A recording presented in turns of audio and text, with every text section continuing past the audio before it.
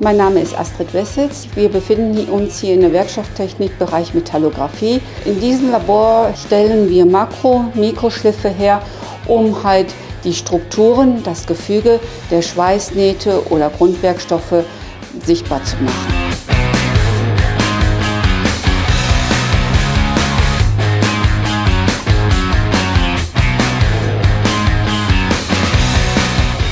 Schadensfälle sind natürlich auch sehr interessant, denn da gehen wir wirklich mit Detektivarbeit voran.